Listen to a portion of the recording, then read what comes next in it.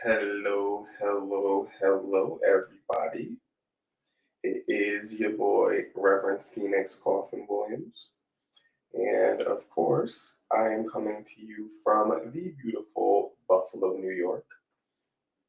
It is a little chilly, a little cloudy, a little windy out right now. But it is still a pretty decently beautiful day. I am coming to you with another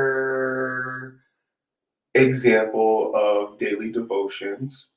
I've been working on demonstrating, cultivating the relationship with the higher self from a Corellian perspective.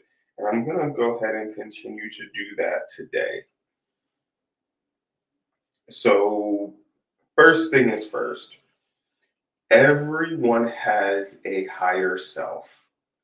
You do not need to be initiated in any specific tradition or practice or anything like that.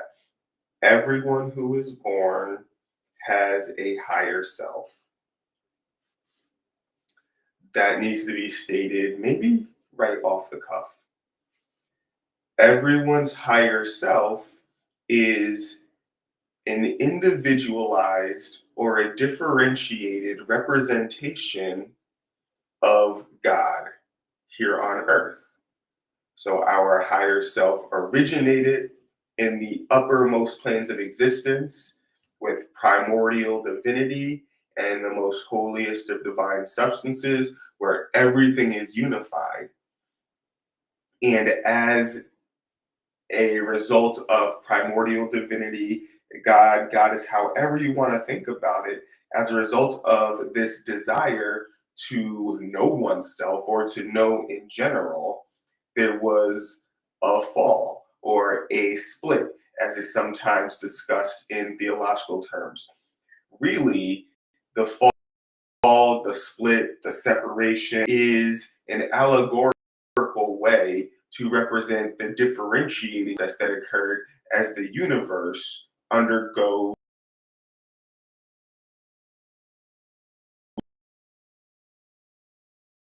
or underwent the process of like being created first. So it wasn't, alone. Primordial divinity has everything within it. So one isn't just one by itself. One is actually everything unified within itself. And then as creation went on, you get two. The process of differentiation. And of course, it moves on into three and four and five and six and seven and eight. And is the last part of the differentiation process before you get to 10, which is the cycle all over again.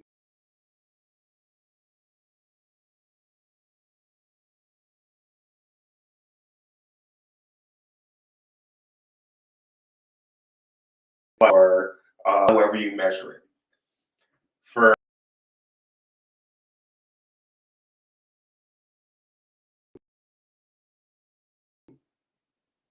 we um, so that is important to know. Exists in that primordial place with primordial, but also has a place in every other successive part of creation, just like we do. We are physical bodies. We are the most physical manifestation of this higher self. We are the most physical manifestation of this process of differentiation. And the same is true for every other individual, as well as the things that are in existence and are created. So the forest has a higher self. The volcanoes had a higher self. The ocean has a higher self.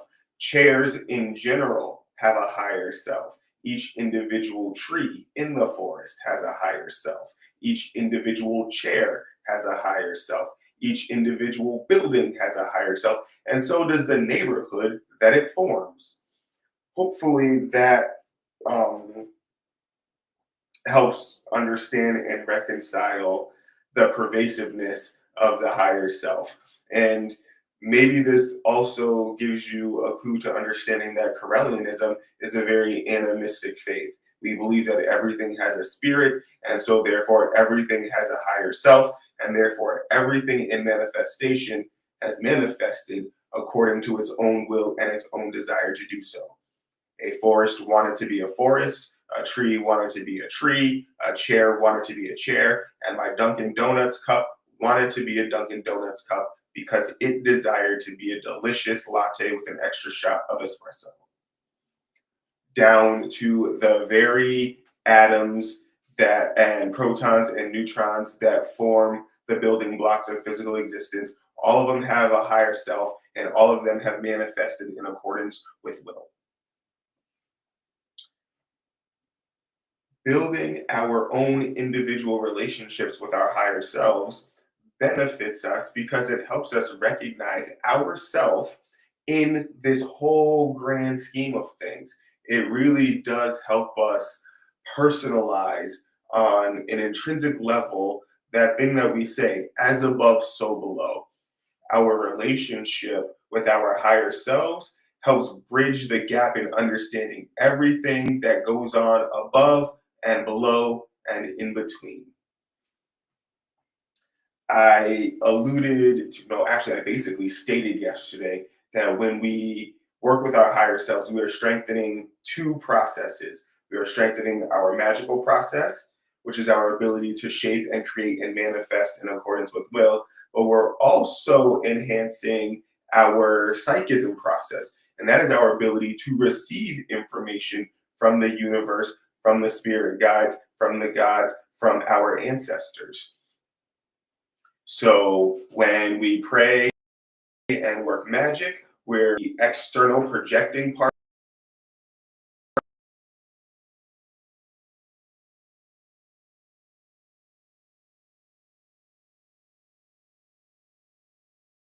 of that system. And when we are meditating and when we are doing insights, when we are in your world, we are first lesson of the first degree. And so hopefully you can continue to maybe like utilize this language if you are studying for the first degree in Corellianism. Hopefully like this helps you put the entire relationship between magic, psychic ability, higher selves, and our relationships to the divinities that we work with. Hopefully like that is for you. Yesterday we did do a pretty expansive breathing activity to repeat it today. And the reason why we're going to do it again is because the activity that combines breathing, visualization, and affirmations is a pretty activity. And also, like I said yesterday, giving up some prayers and making offerings at an altar to your higher self does absolutely have a remarkable benefit on your own self esteem. And I absolutely recommend this practice to people, whether or not you're studying to be clergy, whether or not you're on a magical path. Just go ahead and acknowledge that a piece of you already dwells in heaven, already exists within the divine consciousness of primordial divinity. We are not separated from that amazingness. So hopefully this practice will, inspire you to pick up your own practice as you study, as you work on enlightening yourself, um, and doing the best that you can in this incarnation that we got. So again, we start with the closing of our eyes, the breathing in through the nose and out through the mouth. Just engage the nervous system, get ourselves in that meditative state.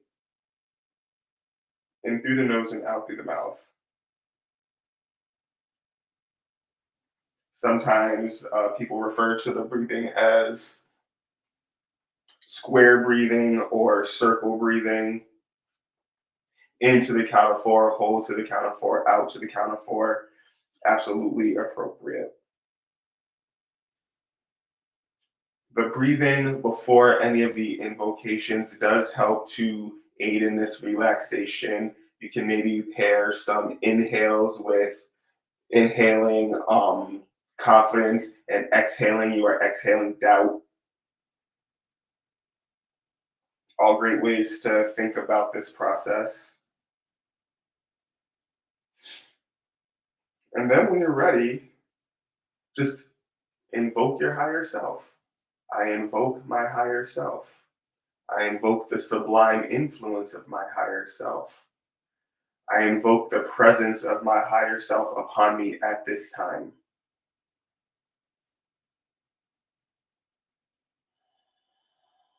I set aside the veil, parting the veil at this time, making the connection to my higher self stronger and deeper.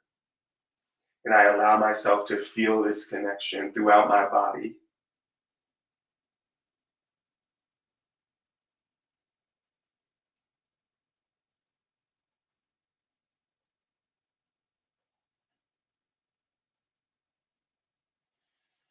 I move in harmony with my higher self. Every step I take is in accordance with the will of my higher self.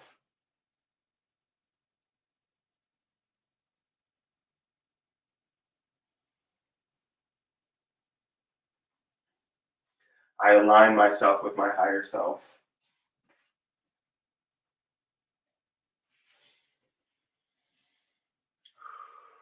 I breathe in the love of my higher self. And I exhale all limitations that I perceive as a result of the veil. I attune myself to my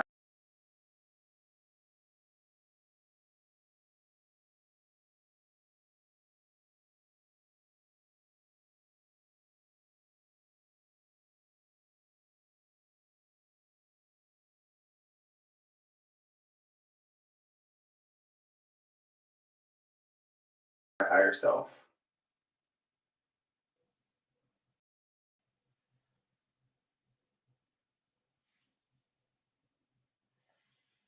And now start to visualize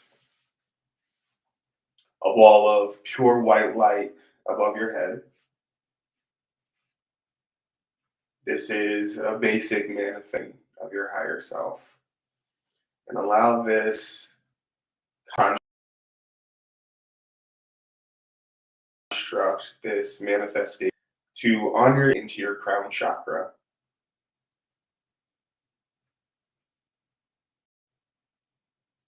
Those of you who are advanced studying the second degree, you may visualize the structure of the crown chakra as is revealed in the Binder chakra.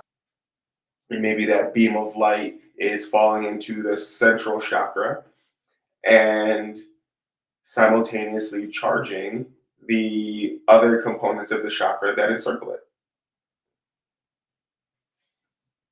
Or maybe as the central component starts to get charged, the other components start to glow in reaction to this charge. Anything that you can visualize will be helpful and beneficial for making this activity as deep and meaningful as possible. So on your inhale, visualize. On your exhale, pull that energy down into your crown chakra. My crown chakra is opened and charged. My intuition is strong. I trust the signs and the messages that the universe sends me to guide me easily through my life.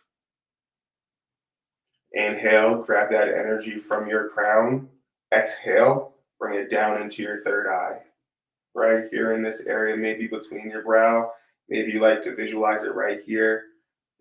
All of that's appropriate. All of that's appropriate. Draw that energy down. My third eye is open and it is charged. I am focused. I follow my intuition. I receive divine messages all the time, and I follow my internal guiding system without doubt. Inhale, grab that energy, bring it down from your third eye, down into your throat. My throat chakra is opened and it is charged. I am impeccable with my word. My word is spoken with love and kindness and truth at all times. Inhale, grab that energy, pull it down into your heart chakra. My heart chakra is open. My heart chakra is charged. Compassion, kindness, and love are all mine. I am tolerant of the differences of others. I am nurturing and I accept the nurturing of others. Inhale, grab that energy and draw it down from your heart into your solar plexus. My solar plexus is opened and it is charged. I am powerful beyond belief. My magnificence shines for all the world to see. Inhale, grab that energy from your solar plexus. Exhale, bring it down into your navel or your sacral chakra. My navel is open and my navel is charged. My imagination is active. I embrace fun times and I trust the relaxed flow of the day. When I relax, great ideas jump into my consciousness. Inhale, grab that energy. Exhale, send it down into your root chakra. My root chakra is opened and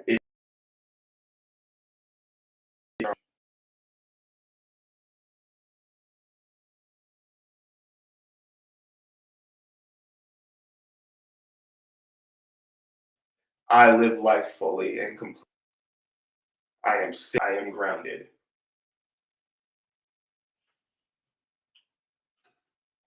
Inhale. Send this energy down, root down into that area between your feet. Inhale. Exhale. And as you exhale, allow the energy from your chakras to pulsate from their parts on your energetic body. Inhale. Exhale. Allow these energies to expand around you and harden into a shield.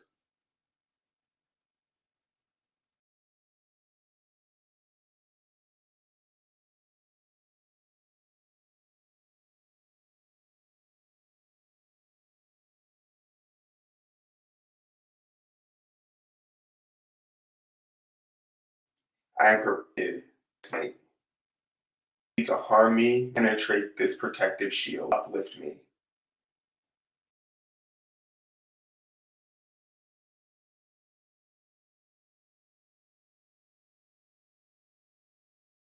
May penetrate.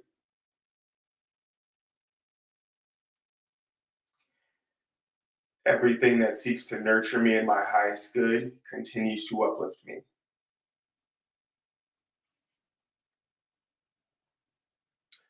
Allow the ball of light above your heart chakra, above your crown chakra to fade away.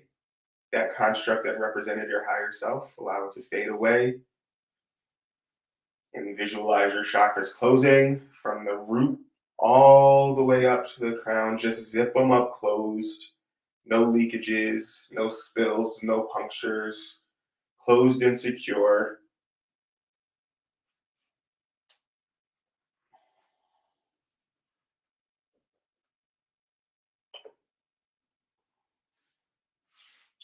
And then, of course, the communion aspect. I do thank you for your presence and your help, O higher self. Thank you for attuning me. Thank you for assisting me and guiding me. I do drink of our connection. May it be strong, indestructible, faithful, and enduring.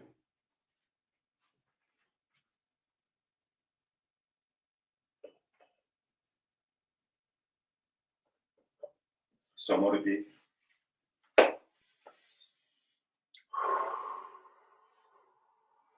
And so at this time, it would also be appropriate to do any divination that you might want to do. So if it is earlier on in your studies, this might be a good time to break out your pendulum and ask some yes or no questions. Maybe a good time to do a single card spread or a past, present, future spread. Um, for those who are participating at more advanced levels, this would be a good time to channel any oracles or messages that you might have. Ask your higher self to draw you a map for the day. Excuse me, to draw a map for you for the day. If you engage in any automatic writing, um, you might get out your pen, your paper, your grimoire, what have you, and literally just draw what it is that your higher self wants to reveal for you for the day. Um, Runes, bones, dice, bibliomancy, all of that would be appropriate to have happen at this time to give you a good message, some good insight on what it is for the day, basically. And then afterwards, you close up shop and prepare for your commitment for the rest of the day. And then just remember that you coming back to your altar the next day because it's a part of the morning routine. Um, of course, thank you all for being here. Actually, you know what? I am being called to talk about the energetic body a little more. So before we go, in Corellianism, we do have an advanced way of understanding the chakra system. Uh, Funnily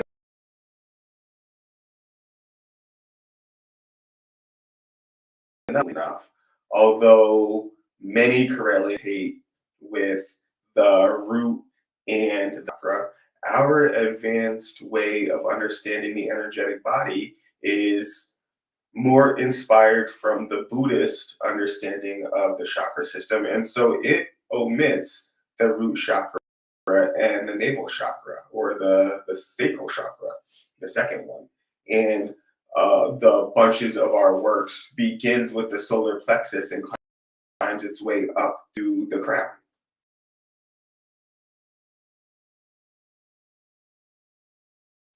The system that we use, the chakra method, also talks about the levels related to the chakra system and also talks about the companions related to the chakra system. And so maybe moving forward, it might be fun and helpful to think about your energetic body as an energetic organ system. In Corellianism, we talk about the lunar, the solar, and the stellar circuits. And those are three different circuits that run through the energetic body. Everyone's familiar with the seven or like the five chakra system, but we do also acknowledge the thousands of other energetic body points and chakras that are in the energetic body, and we do work with them in very deep and meaningful ways. And so, after a higher self devotion, if it's ever revealed in, some feedback that you get from your higher self, if it's ever revealed, from your pendulum after your devotion, if it's revealed, in your spread after the devotion, that you need some healing, then immediately after the devotion, the offering your active power might be to do a specific kind of energetic attunement where you do work only with the um, the dream center at the roof of your mouth, or you do work with the left companion or the right companion or level 7. Like there are very specific um, things that can happen to promote healing on an energetic level that includes working with the very dynamic energetic body that also does include, this form of psychic surgery. And that is appropriate to do after your higher self devotionals and after you do an attunement with your higher self. You can go ahead and get back right to work on yourself or anyone who might be coming to you for assistance. So that was a little piece of information. Start to view maybe the energetic body as an energetic organ system. The solar plexus chakra is the energetic foundation for the umbilical cord that we all have that attaches us to our mothers. And so it also, like if you speak to my sister, Lady Alyssa, she can go on an entire discussion about how the energetic body absolutely lays the foundations for the physical body that is formed after, like during zygotic development or embryonic development. So that was like a little bit that wanted to come out just now. We'll be back to do some more devotions and some more demonstrations. Hopefully, you are finding these helpful. Feel free to put any inspirations, any things that you do differently. You can go ahead and put them in the chat. You can go ahead and put them in the comments or wherever you're viewing this. And I will be back later today for Fridays with Phoenix at 1 o'clock, where I will be starting to talk a little bit about monitoring spirits and ways of dealing with spiritual energies as we move into more of a discussion about demons and exorcism. Until next time, blessed be. I love you lots.